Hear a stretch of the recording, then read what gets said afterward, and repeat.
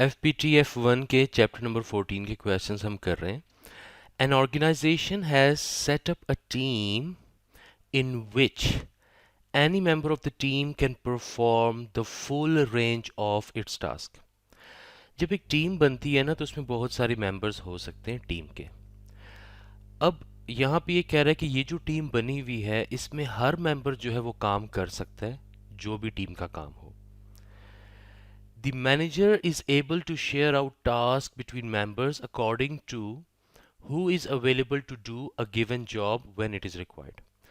और टीम में जितने भी मेंबर्स हैं ना, हर मेंबर जो है वो टीम का काम कर सकता है और मैनेजर जो है वो डिसाइड करता है कि किस टीम मेंबर को हमने कौन सा काम किस टाइम देना है। तो एक चीज़ तो क्लियर है कि हर टीम मेंबर जो है वो एक ही काम कर सकता है। तो इसका क्या मतलब है? It's a multi skilled team. Her team member जो है उसके पास टीम का काम करने के लिए जो नेसेसरी स्किल्स चाहिए हर टीम मेंबर के पास है। So it's a multi skilled team. एक और होती है टीम जिसको हम कहते हैं multi disciplinary team. Multi disciplinary team basically वो होती है जिसमें हर टीम मेंबर जो है उसका अपना एक यूनिक स्पेशलाइज्ड एरिया होता है।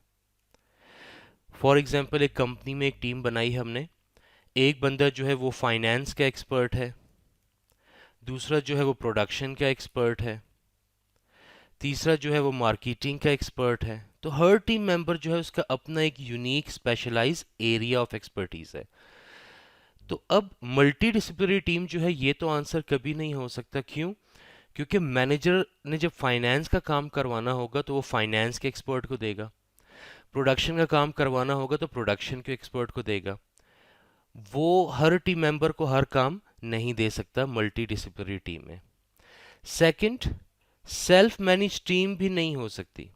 सेल्फ मैनेज टीम वो होती है जिसमें कोई मैनेजर नहीं होता, कोई सुपीरियर नहीं होता, सारे टीम मेंबर्स इक्वल होते हैं और वो अपना काम खुद से डिसाइड करते हैं कि हमें कौन सा काम कब करना है। वहाँ कोई मैनेजर नहीं होता कि उनको काम या रोल्स असाइन करे, उन्होंने खुद काम को मैनेज करके गोल्स एंड ऑब्जेक्टिव्स को अचीव करना होता है। वर्चुअल टीम की भी यहाँ पे कोई बात नहीं होती। वर्चुअल टीम ये कि जो फिजिकली एक जगह पे प्रेजेंट ना हो, वर्चुअली कनेक्टेड हो through internet, through zoom, through Skype. ठीक है, एक बंदा यूएस में बैठा है, एक बंदा यूके में बैठा है, एक बंदा फ्रांस में बैठा है और ये तीनों जो हैं जी इलेक्ट्रॉनिकली या इंटरनेट के थ्रू कनेक्ट हो रहे हैं या इंटरनेट के थ्रू कनेक्ट हो रहे हैं और ये अपना काम कर रहे हैं। तो virtual team, self manage team and multidisciplinary team तीनों नहीं हो सकते। Clear with this? नेक्स्ट है, which of the following is most clearly a sign of an ineffective group. Ineffective group का कौन सा साइन हो सकता है बेसिकली? अब ग्रुप्स जब इनइफेक्टिव होते हैं ना तो उनके बहुत सारे उसमें रीजंस या कॉजेज हो सकते हैं। देखते हैं इसमें option. There is a disagreement and criticism with in the group. जो एक हेल्दी ग्रुप होता है ना या एक इफेक्टिव ग्रुप होता है उसमें क्रिटिसिज्म या जिसको हम कहते हैं क्रिएटिव क्रिटिसिज्म, वो बिल्कुल एक नॉर्मल की चीज होती है। एक चीज होती है जिसको हम कहते हैं, कॉन्सेप्ट होता है जिसको हम कहते हैं ग्रुप थिंक। ग्रुप थिंक पढ़ा है आपने जी? ग्रुप थिंक क्या होता है? ग्रुप थिंक बेसिकली इसके टोटली ऑपोजिट होता है। ग्रुप थिंक बेसिकली इसके ऑपोजिट होता है। ग्रुप थिंक में क्या होता है, जो एक ग्रुप मेंबर सोच रहा होता है वो दूसरों को इन्फ्लुएंस कर देता है और जब वो दूसरों को इन्फ्लुएंस कर देता है तो पूरे के पूरे जो बाकी के ग्रुप मेंबर्स होते हैं वो भी उसकी तरह सोचना शुरू कर देते हैं। कोई बंदा खड़ा होकर क्वेश्चन ही नहीं करता, कोई बंदा क्रिटिसिज्म ही नहीं करता। ग्रुप थिंक एक बेसिक रीजन है, एक बड़ा फंडामेंटल रीजन है इन इफेक्टिव ग्रुप का। ठीक है, तो ऑब्वियसली क्रिएटिव क्रिटिसिज्म, डिसएग्रीमेंट्स होना ज़रूरी है क्योंकि जब डिसएग्रीमेंट्स होंगे, एक दूसरे पे क्रिटिसिज्म होगा तो उससे बेहतरी आएगी, उससे इम्प्रूवमेंट आएगी।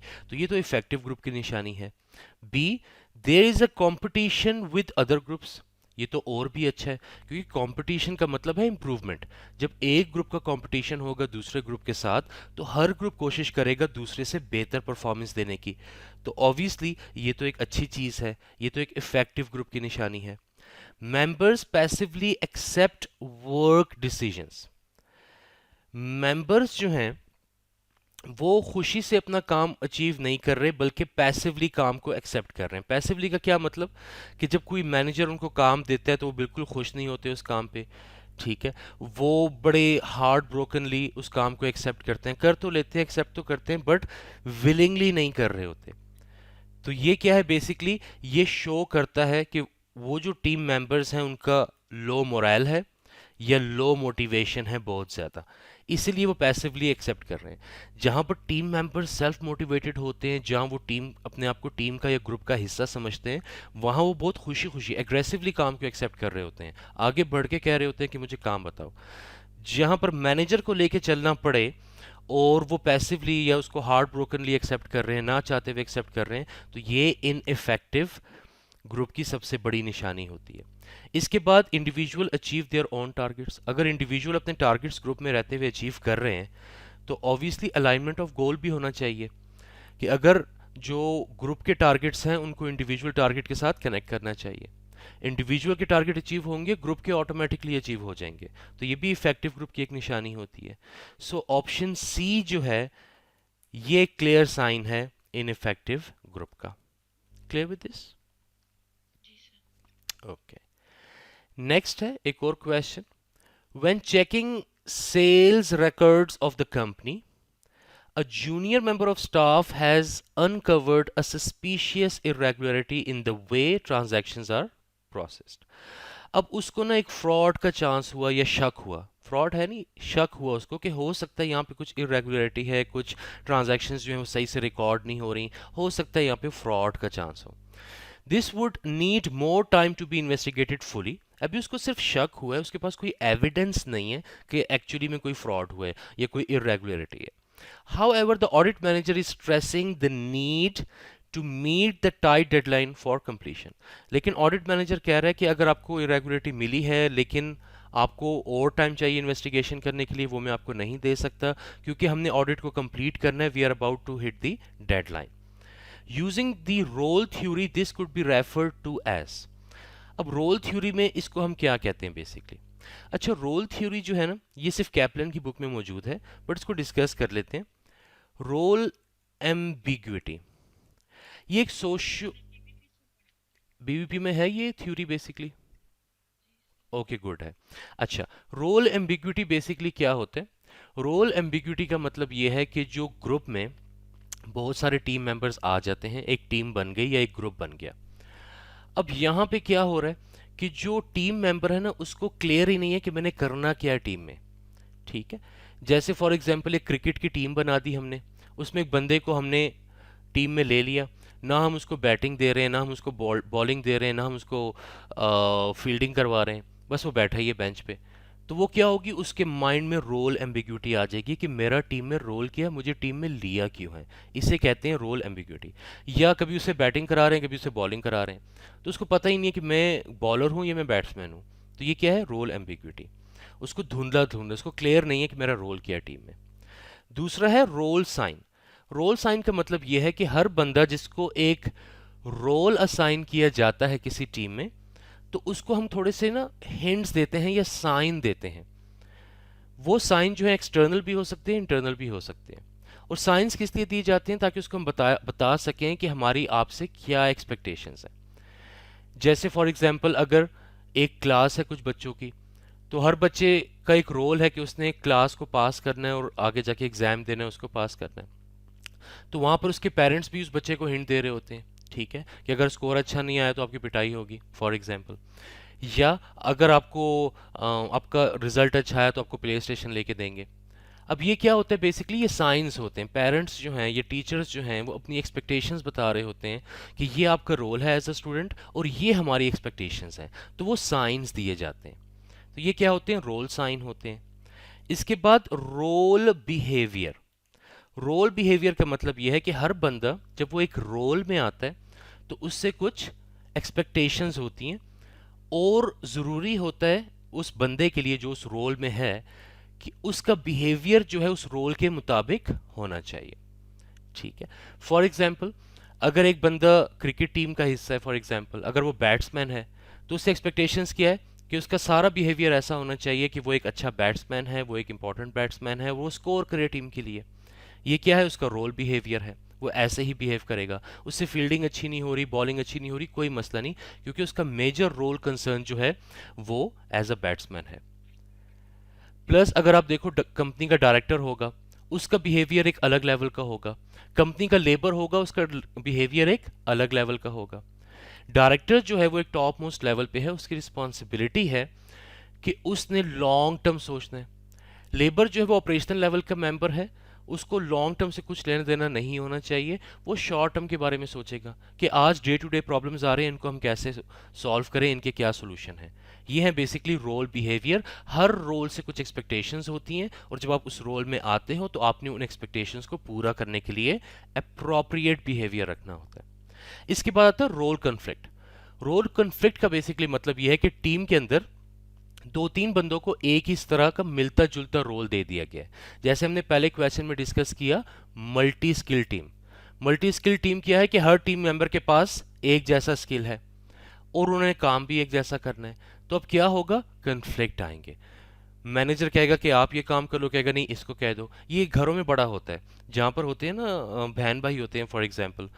तो अब्बा घर आए, फॉर एग्जाम्पल अब्बा ने कहा किसी बच्चे को कि पानी पिला दो फॉर एग्जाम्पल, और बच्चे अगर लेजी हैं तो बड़ा बेटा कहेगा कि छोटे को क्यों नहीं कह रहे, छोटा कहेगा बड़े को क्यों नहीं कह रहे। ये क्या होता है, रोल कन्फ्लिक्ट होता है। रिस्पॉन्सिबिलिटी तो दोनों बच्चों की है कि अब्बा को पानी पिलाओ, लेकिन लेजी होंगे तो एक दूसरे पे डालेंगे। ये क्या होता है, role conflict. Clear with this?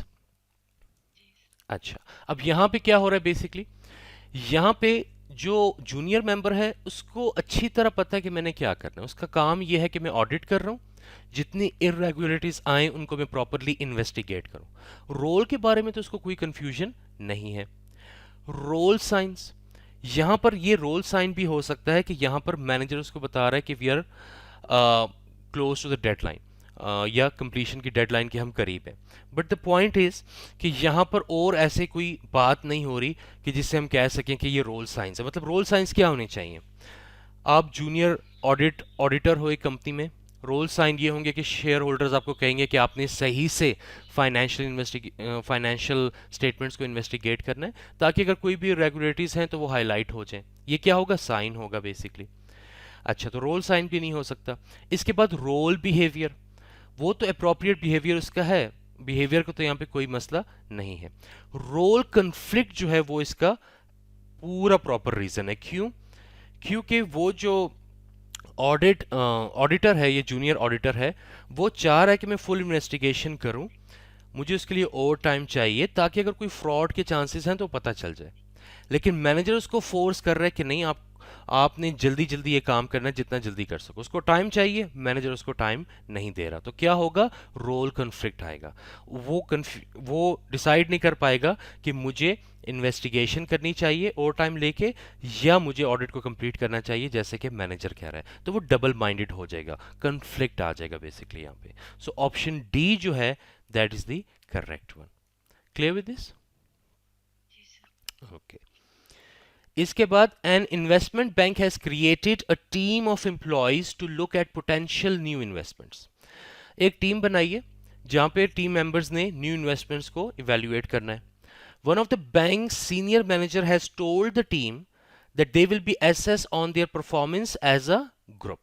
अब सीनियर मैनेजर ने टीम मेंबर्स को बता दिया कि आपकी इंडिविजुअल परफॉर्मेंस मेरे लिए मैटर नहीं करती, जो ओवरऑल टीम या ग्रुप की परफॉर्मेंस होगी उस पे मैं आपकी परफॉर्मेंस को इवैल्यूएट करूंगा।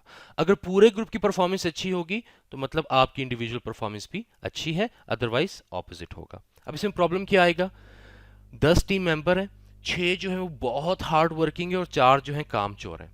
6 मेहनत करते जाएंगे और 4 जो है वो फ्री में एंजॉय करते जाएंगे पर्क्स को। ठीक है, अगर ग्रुप की परफॉर्मेंस बुरी होगी तो 10 के 10 को ब्लेम किया जाएगा, ग्रुप की परफॉर्मेंस अच्छी होगी तो 10 के 10 को ही क्रेडिट दिया जाएगा। लेकिन प्रॉब्लम यह है 6 बंदे मेहनत कर रहे हैं, 4 बंदे मेहनत कर ही नहीं रहे। So which of the following is not a possible risk to the bank for this approach, of this approach. अब कौन सा रीजन नहीं हो सकता, a lack of individual responsibility leads the group to make risky decision. अब यहां पर सबको पता है कि इंडिविजुअल रिस्पॉन्सिबिलिटी कुछ भी नहीं है, ग्रुप हर चीज के लिए रिस्पॉन्सिबल है। तो यहाँ पर क्या है, इंडिविजुअल लैक ऑफ रिस्पॉन्सिबिलिटी है। अगर कुछ गलत होगा तो पूरे ग्रुप को ब्लेम दिया जाएगा, एक इंडिविजुअल को ब्लेम नहीं दिया जाएगा। तो क्या होगा, हर बंदा जो है उसको पता है कि पर्सनली मैं तो किसी चीज़ के लिए रिस्पॉन्सिबल नहीं हूँ, पूरा ग्रुप ही रिस्पॉन्सिबल है, तो वो रिस्की डिसीजंस लेना शुरू कर देंगे। ये तो बिल्कुल बहुत बड़ा रिस्क है। B, some members may put in little effort due to the lack of individual appraisal। ये हमने ऑलरेडी पॉइंट डिस्कस कर लिया है कि 4 बंदे लेजी होंगे, 6 हार्ड वर्किंग होंगे, और जो 4 लेजी होंगे वो काम करने की कोशिश ही नहीं करेंगे, क्योंकि उनको पता है कि 6 बंदे काम कर रहे हैं, वो टारगेट्स अचीव कर लेंगे, हमें खामखा में बोनस मिल जाएगा। तो बी भी बहुत बड़ा रिस्क है।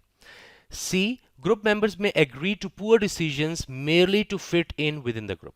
अब ये भी बड़ा मसला होता है कि जो ग्रुप मेंबर्स होते हैं ना, वो अपने आप को ग्रुप का हिस्सा बनाना चाहते हैं। तो ग्रुप का हिस्सा बनाने के लिए फोर्सफुली वो क्या करते हैं, फोर्सफुली ये करते हैं कि वो पुअर डिसीजंस लेना शुरू कर देते हैं, just to make others happy, just to please others. और जस्ट टू प्लीज अदर में के चक्कर में क्या होता है कि ओवरऑल ग्रुप की परफॉर्मेंस जो है वो बिगड़ जाती है। डी, तो सी जो है ये भी बहुत बड़ा रिस्क है। डी, द ग्रुप में have diverse background from with in the bank. जो ग्रुप है उस ये एक मल्टी डिसिप्लिनरी ग्रुप है, हर बंदे की एक एक्सपर्टीज है, वो एक डिफरेंट बैकग्राउंड से आ रहा है, कोई फाइनेंस डिपार्टमेंट से उस टीम में आया है, कोई प्रोडक्शन डिपार्टमेंट से आया है, कोई जो है मार्केटिंग से आया है। तो ये तो रिस्क नहीं है, ये तो बहुत अच्छी बात है कि टीम मेंबर्स जो है या टीम जो है उसमें हर मेंबर के पास एक अपना एक्सपर्टीज है, एक अपनी स्किल है। तो ये तो हेल्प करेगा कि ज़्यादा बेहतर इन्वेस्टमेंट्स को इवेल्युएट किया जा सके। सो डी जो है वो रिस्क नहीं है, बेसिकली वो एक बेनिफिशियल पॉइंट है। सो ऑप्शन डी जो है, it's not a possible risk to the group. Clear with this? इसके बाद नेक्स्ट है, which two of the following are key aspects of successful teams as defined by Peters and Waterman. Peters and Waterman ने basically क्या किया था, एक 43 American companies थी, उनको रीड किया था और ये आइडेंटिफाई करने की कोशिश की थी कि सक्सेसफुल टीम्स की क्या करेक्टरिस्टिक्स होती हैं। ये जो करेक्टरिस्टिक्स थी, ये जो इनकी स्टडी थी, ये इन्होंने पब्लिश की थी एक बुक में, बहुत ज़बरदस्त बुक है, in search of excellence.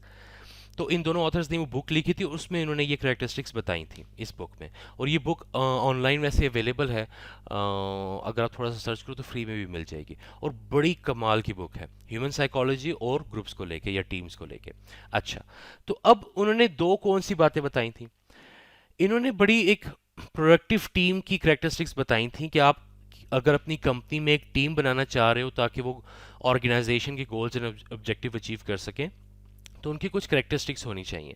First of all, teams should B relatively small. क्यों? क्योंकि अगर आप बहुत ज़्यादा बड़ी टीम्स बनाना शुरू कर दोगे ना, तो क्या होगा कि जब भी आपको कोई चेंज लेके आना पड़ेगा तो वो चेंज लेके आना बहुत मुश्किल हो जाएगा। छोटी टीम होगी, आपस में कम्युनिकेट करना आसान होगा, मिसअंडरस्टैंडिंग नहीं होगी, कम्युनिकेशन आसान होगा तो परफॉर्मेंस या एफिशिएंसी इंप्रूव होगी। छोटी टीम में चेंजेस लाना उतना ही आसान होता है। 50 बंदों की टीम और 4 बंदों की टीम, दोनों को चेंज करने में ज़मीन आसमान का फ़र्क है। तो रिलेटिवली स्मॉल होना चाहिए ताकि चेंजेस को जल्दी अडॉप्ट किया जा सके, एक्सेप्ट किया जा सके। Second, membership of the team should be voluntary. Team में वही लोग आपने लेके आने हैं जो सेल्फ मोटिवेटेड हो। ऐसे लोग आपने टीम में लेके आने हैं जो सेल्फ मोटिवेटेड हो, जिनको अच्छा लगता हो टीम का हिस्सा बनना, जो चाहते हो कि हम टीम का हिस्सा बने। जैसे अगर आप देखो ना, कोई यंग प्लेयर है, यंग क्रिकेटर है फॉर एग्जांपल, तो उसका ड्रीम होगा कि मैंने पाकिस्तानी क्रिकेट टीम में जाके खेलना है। उसको कोई ऑफर देगा ना कि आप पाकिस्तान की नेशनल टीम में खेलना चाहते हो, वो खुशी खुशी एक्सेप्ट करेगा, उस ऑफर को खुद से एक्सेप्ट करेगा, ठीक है, या वो उसका हिस्सा बनना चाहेगा। क्यों? क्योंकि वो सेल्फ मोटिवेटेड है, वो तो उसका ड्रीम है बेसिकली। तो टीम्स भी ऐसी होनी चाहिए कि आपको ऐसी टीम्स बनानी चाहिए और उसमें ऐसे लोग लेके आने चाहिए जो उस टीम का हिस्सा बनने में प्राउड फील करें, जो खुशी खुशी खुद उस टीम का हिस्सा बनना चाहते हो। क्यों? क्योंकि अगर वो सेल्फ मोटिवेटेड होंगे तो बड़ा कमाल की परफॉर्मेंस देंगे, कमाल का काम करेंगे, और उससे टीम की ओवरऑल परफॉर्मेंस जो है वो बेहतर होगी। See, successful teams should be given a wide range of task in the long term. कि वाइड रेंज ऑफ टास्क देना चाहिए, ये तो बिल्कुल गलत है। टीम्स जो है उनको आपने क्लियर कट इंस्ट्रक्शंस देनी है, स्टेप बाय स्टेप लेके चलना है, ठीक है। फॉर एग्जांपल, अगर एक 5 साल का बच्चा है ना, तो पहले आप उसको चलना सिखाओगे, फिर आप उसको दौड़ना सिखाओगे। टीम्स के साथ भी ऐसे ही करना है। आपने उसको क्लियर कट बताना है कि ये आपका एक गोल है, इसको अचीव करके बताओ। जब वो उसको अचीव कर ले, फिर दूसरा गोल उसको दो, फिर तीसरा गोल दो। अगर डायरेक्ट ही आप उसको 50 गोल बता दोगे तो उनको समझ ही नहीं आएगी कि हमने अचीव क्या करना है। तो ये वाइड रेंज नहीं होना चाहिए, ये तो बहुत नैरो रेंज होना चाहिए। कम से कम गोल ऑब्जेक्टिव्स जो है उनको देने चाहिए। सो ऑप्शन सी तो नहीं हो सकता। D, there should be formal well structure communication channel within the team. Formal communications होनी चाहिए टीम में। ये भी जो है Tom Peters and Robert Waterman, उन्होंने ये बिल्कुल स्टेट नहीं किया अपनी बुक में कि फॉर्मल कम्युनिकेशन होना चाहिए। क्योंकि प्रॉब्लम क्या है फॉर्मल कम्युनिकेशन में? फॉर एग्जांपल, जैसे मैं आपको कहता हूं कि आप लेक्चर के बाद असाइनमेंट करना, जो क्वेश्चन आए मुझे व्हाट्सएप कर देना। अब मैं फॉर एग्जांपल आपको कहूं कि नहीं जी मैं तो टीचर हूं, मेरा तो एक पोर्टफोलियो है, तो या मेरा एक डेकोरम है, तो आप स्टूडेंट हो, आपने ये करना है कि जो भी क्वेश्चन आए पहले तो आप ना मुझे पूरा प्रॉपर लेटर लिखो और वो लेटर आप मुझे ईमेल करो, फिर मैं आपको बताऊंगा कि कैसे करना है। अब ये क्या है? ये फॉर्मल कम्युनिकेशन। लेटर राइटिंग सबसे ज़्यादा फॉर्मल कम्युनिकेशन होता है, बट उसमें मसला क्या आएगा? टाइम कंज्यूमिंग, खामखा टाइम वेस्ट होगा। आप लेटर लिखोगे, मुझे ईमेल करोगे, मैं उसको रीड करूंगा, मैं रिस्पॉन्ड बैक करूंगा, बहुत कीमती टाइम वेस्ट हो जाएगा। इससे सबसे आसान ये, पिक्चर ली आपने क्वेश्चन की, व्हाट्सएप कर दी, 1 सेकंड में बात कम्युनिकेट हो गई। तो इसी तरह टीम्स में भी होना चाहिए। फॉर्मल की जगह इनफॉर्मल कम्युनिकेशंस होने चाहिए। जब इनफॉर्मल कम्युनिकेशन होगा तो आपको ये नहीं करना कि अपनी टीम मेंबर से बात करने के लिए आपने हमेशा उसको ईमेल करनी है। वो नेक्स्ट जो है आपके डेस्क पे बैठा है, आप उठ के जाओ, उससे बात करो, मसला हल करो, वापस आओ। ठीक है, ये सबसे बेस्ट तरीका है। या उसको डायरेक्ट आप मोबाइल पे कॉल कर लो, या उसको व्हाट्सएप पे मैसेज कर दो। ये क्या है? सबसे ये इनफॉर्मल कम्युनिकेशंस है। ऑफिस में यूजुअली इस तरह नहीं होता, लेकिन टीम्स में हमेशा इस तरह होना चाहिए ताकि वो इफेक्टिव हो सके। So option A and B are correct, और सी और डी जो है both are incorrect. Clear with this?